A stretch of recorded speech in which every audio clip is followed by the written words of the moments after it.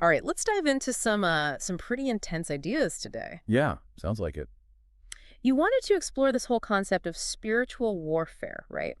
And you sent over this lecture by Dr. Robert Moore. Oh, yeah, he's great. Yeah, a Jungian psychoanalyst. He calls it jihad, the archetype of spiritual warfare. Ooh, that sounds intense. Yeah, a little bit, right? Yeah. But I don't think he means like actual fighting. Right. No, it's not about like physical battles or But it's anything. more like It's more about those psychological and spiritual your struggles. inner demons Yeah, inner demons for sure. and like struggles we see playing out around us in the world. Exactly. Both, kind of the internal and the external.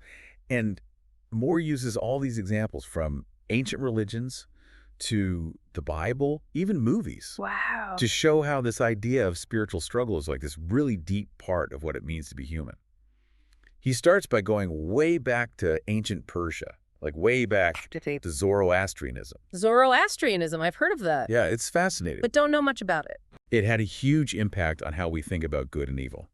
They believed in this cosmic battle between good and evil, almost like gods fighting, Oh, wow. like good versus evil playing out on a huge scale. It's like a war in heaven, kind of. Yeah, exactly. And this whole idea, this cosmic war, it pops up in other religions too, the ones influenced by Zoroastrianism. Okay, so it wasn't just them. Other religions picked up on this battle idea. Right, like Judaism and Christianity, for example. Mhm.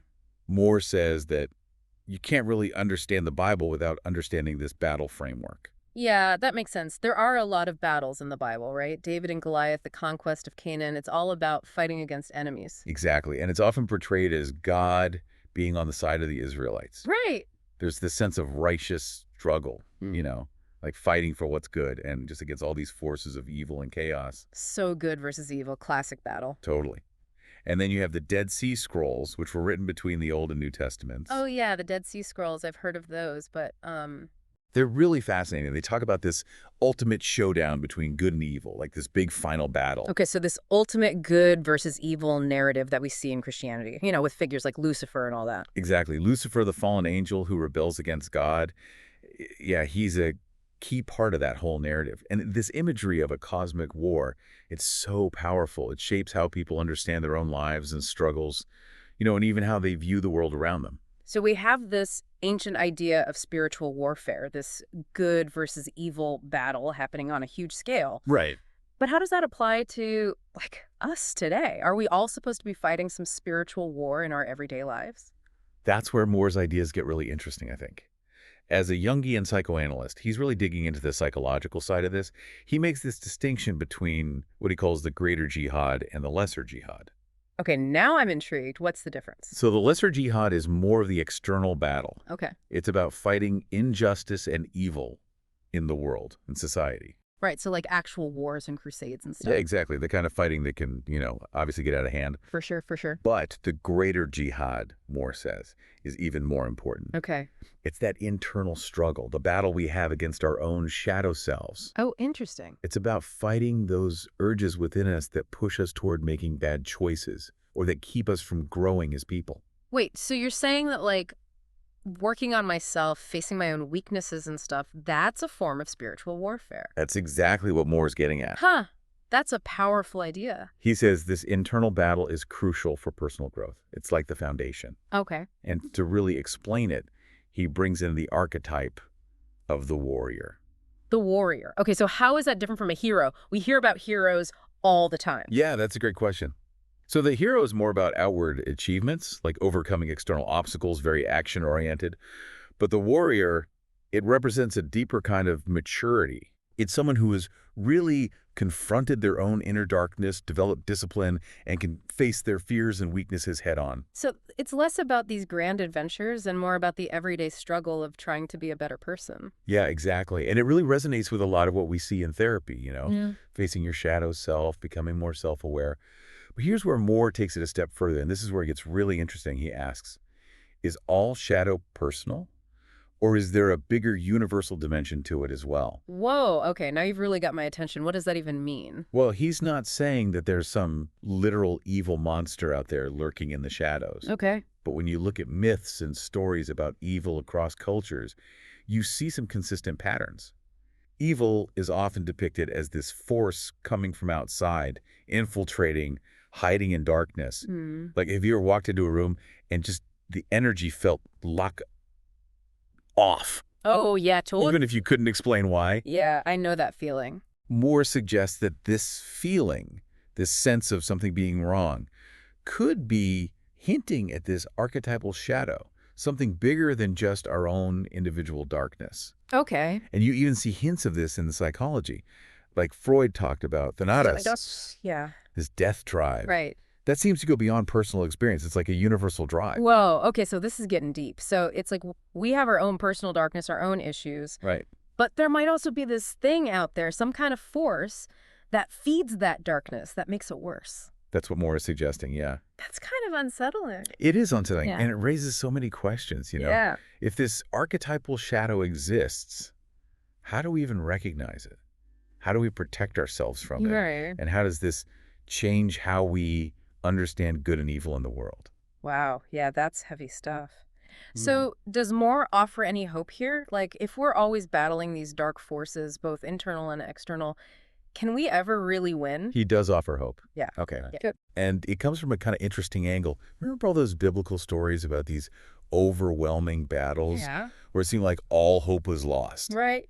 Right. Well, Moore points out that even in those stories, there's often this idea of a greater force, intervening, Oh, interesting. tipping the scales towards good. You mean like divine intervention, Yeah. miracles? He doesn't necessarily use those terms, the religious language, Okay.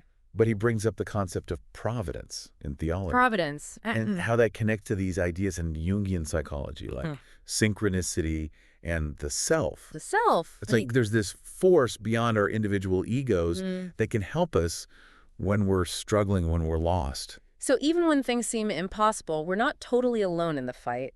There's this something bigger that can come to our aid. That's the idea, yeah.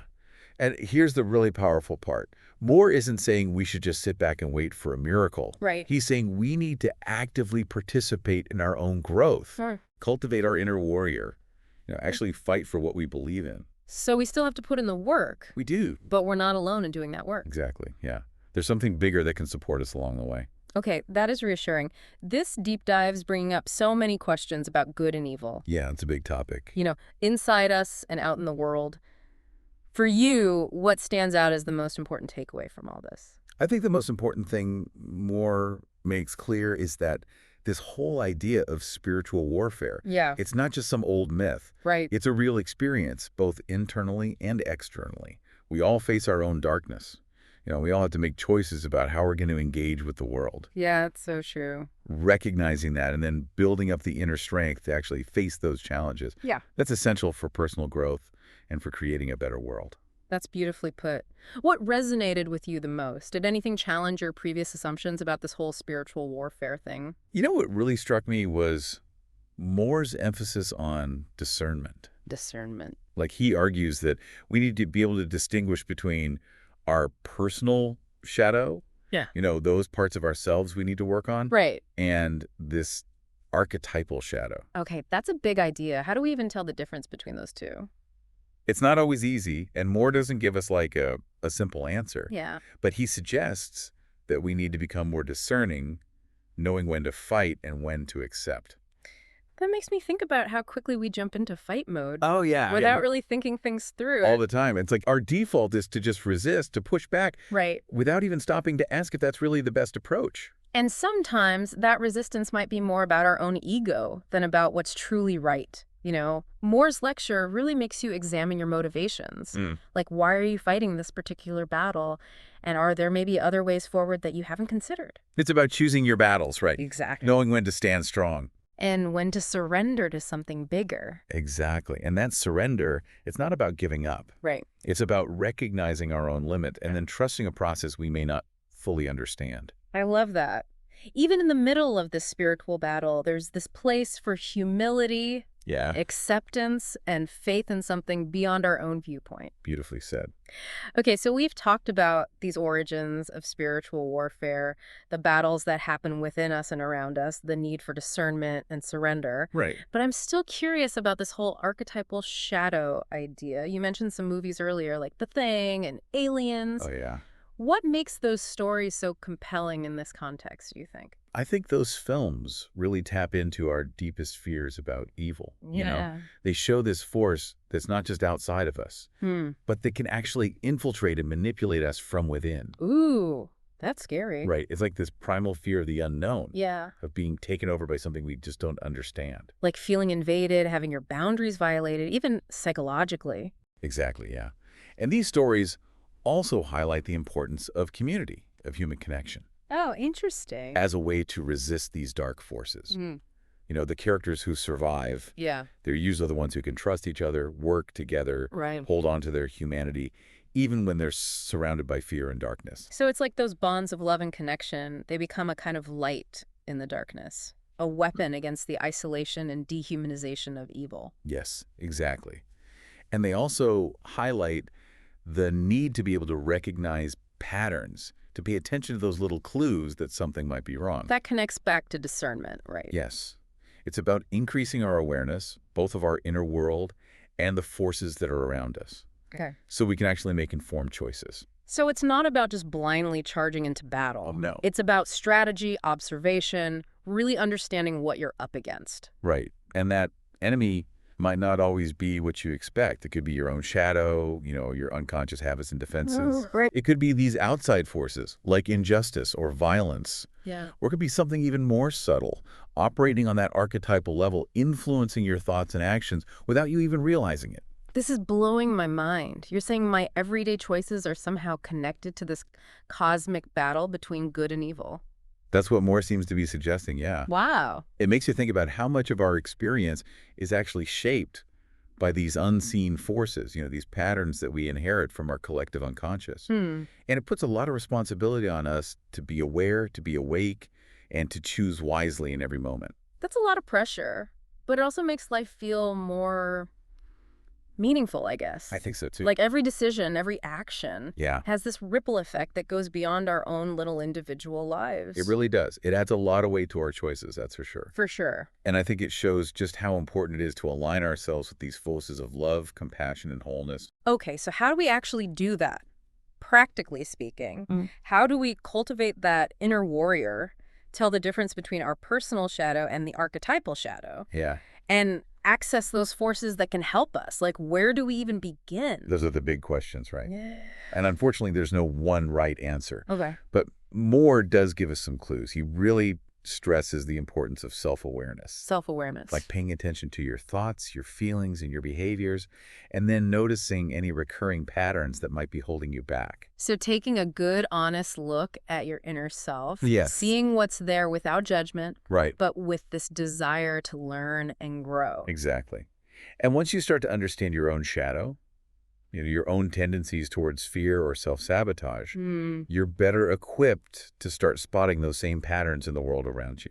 Like the saying goes, know thyself. Right. The more you understand yourself, the more you understand the world. Yeah, And the better prepared you are to actually deal with it. exactly. Yeah. And as you become more conscious, you naturally start to align yourself with those forces that can actually support your growth. So the more we do that inner work, the more open we become to those guiding, supportive forces. That's the idea. And remember, this is an ongoing process. Yeah. It's a journey of discovery and transformation that really continues throughout our lives. It's not a one-time thing. No, not at all. And there will be times when you feel lost, confused, maybe even overwhelmed. Right. There will be battles you lose, setbacks that you encounter, Yeah. moments where you really question your own strength. So it's not always going to be easy. It's not. There will be moments of darkness, Yeah, doubt, feeling like you're fighting a losing battle. absolutely. But even in those darkest moments, remember you're not alone. There are forces out there, both human and maybe something even bigger, that are working for your good. Mm. By cultivating your inner warrior, by being discerning, by surrendering to something larger than yourself, Yeah. you can actually tap into those forces and find the strength to keep going. That's incredibly inspiring. It makes me think about how often we give up too easily, Oh, yeah. how we let fear just paralyze us Right. when we could be calling on those forces of love and light to support us. It's a reminder that we have more power than we realize, and that even in the middle of a spiritual battle, there's always hope. Okay, so we've covered a lot. The ancient roots of spiritual warfare, the battles within and around us, the importance of discernment, surrender, and connection. Oh, yeah. But before we wrap up, I want to go back to Moore's final thought. We may need to be discerning, knowing when to fight and when to accept. How does that apply to your own life and the challenges you face? What a question, right? It is a powerful question. Like, you could spend a lifetime trying to answer that, I think. I think so too. It really makes you think about your values, your Yeah, priorities, right. what your purpose in life really is. It's a call to action, isn't it? It is. It's an invitation to be a conscious participant in this whole big cosmic drama, to really embrace the mystery. Acknowledge that we don't have all the answers, Yeah. and trust a process that's unfolding within us and around us. Beautifully said. So as we're all navigating our own lives, how do we know when to fight Right. and when to accept? What are the signs that we might be facing that archetypal shadow, not just our own personal shadow? Yeah. And then how do we actually call on those larger forces to help us? Those are the questions that each of us has to answer for ourselves, through our own experience and maybe with guidance from people that we trust. Yeah. But there are some principles that can help us along the way. Okay, lay some wisdom on me. First, cultivate self-awareness. Pay attention to your thoughts, your feelings, your behaviors. Really notice those recurring patterns that might be holding you back. And then be honest with yourself about your motives. Recognize when your ego might be getting in the way of your own growth. So kind of like taking stock of your inner landscape. Yeah. Seeing what's there without judging it, Yeah. but with this desire to learn and grow. Exactly. And once you start to understand your own shadow, your own tendencies toward fear or self-sabotage, Right. you start to get better at spotting those same patterns in the world around you. Like the more you know yourself, Yeah. the more you'll recognize those patterns when they pop up out there. Right. And as you become more conscious of those patterns, you'll naturally start to align yourself with the forces that can actually support your growth, whether that's through certain spiritual practices or through connecting with like-minded people or through experiences that really expand your understanding of yourself and the universe. So it's like the more we do that inner work, the more open we become to those guiding and supportive forces that are out there. That's the idea. And remember, this is a process. It's a journey. It's not a one-time thing. No, not at all. There will be times when you feel lost, confused, maybe even overwhelmed. Right. There will be battles you lose, setbacks that you encounter, Yeah. moments where you really question your own strength. So it's not always going to be easy. There will be moments of darkness, Yeah, doubt, feeling like you're fighting a losing battle. absolutely. Mhm. But even in those darkest moments, remember, you're not alone. There are forces out there, both human and maybe something even bigger, that are working for your good. By cultivating your inner warrior, by being discerning, by surrendering to something larger than yourself, Yeah. you can tap into those forces Mm. and find the strength to keep going. That's incredibly inspiring. It makes me think about how often we give up too easily. Oh, yeah. How we let fear just paralyze us Right. when we could be calling on those forces of love and light to support us. It's a good reminder that we have more power than we realize, and that even in the middle of a spiritual battle, there's always hope. Okay, we've covered a lot. The ancient roots of spiritual warfare, the battles within and around us, and the importance of discernment, surrender, and connection. It's been a journey. But before we finish up, I want to go back to Moore's final thought.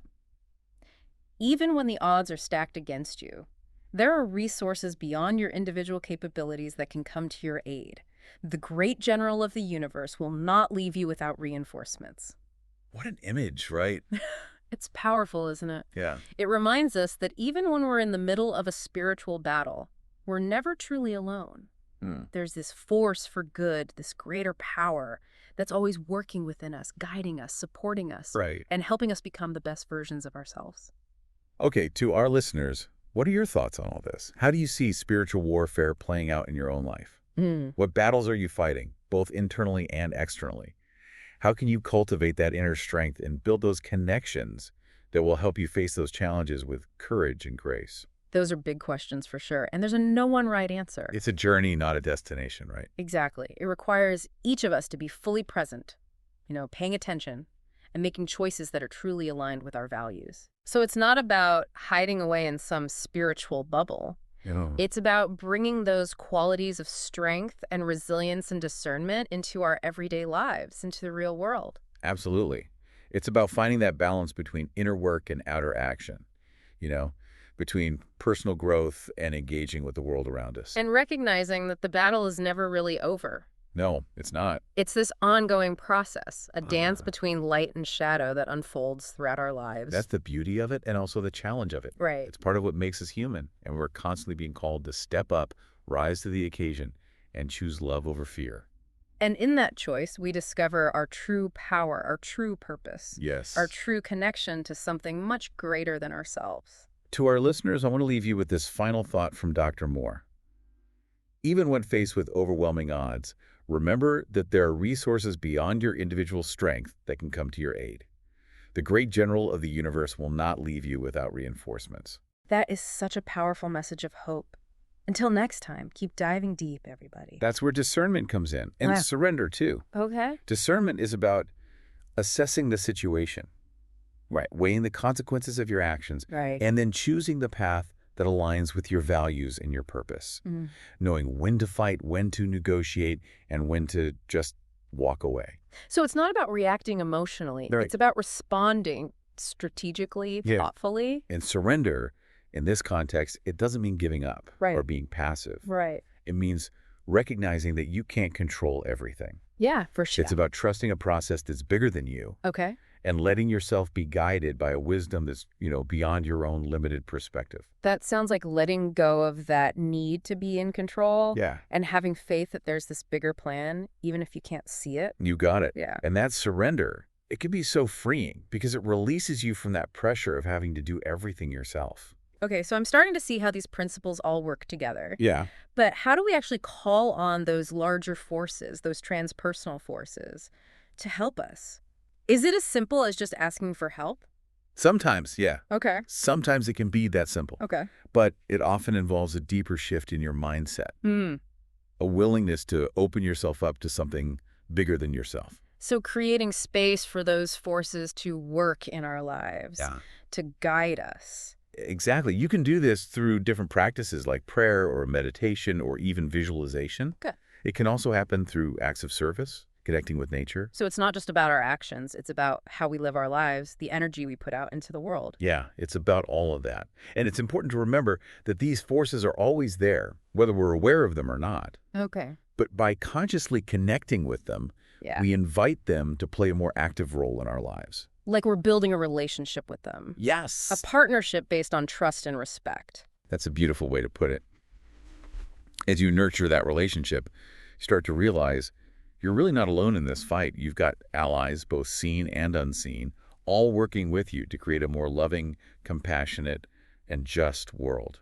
That's such a powerful message of hope. It makes me feel like even with all the chaos and darkness in the world, there's this light that's guiding us. Yeah. A force that's working for good if we just open ourselves up to it. And that connection can give you so much strength and resilience. Okay. It can help you face any challenge with courage, get through those tough times, Right. and emerge from the battle transformed. We've explored a lot in this deep dive: the origins of spiritual warfare, the internal and external battles, the need for discernment, surrender, connection. So much. But before we go, I just want to highlight this one last thought from Dr. Moore. Even when the odds are stacked against you, there are resources beyond your individual capabilities that can come to your aid.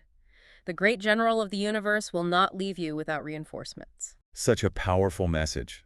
It reminds us that even in the middle of a spiritual battle, we're never really alone. Yeah. There's this force for good, this greater power that's always working within us, guiding us, supporting us, helping us become the best versions of ourselves. This has been an incredible deep dive. I want to encourage all of you listening to think about what we've talked about today. How do you see spiritual warfare showing up in your own life?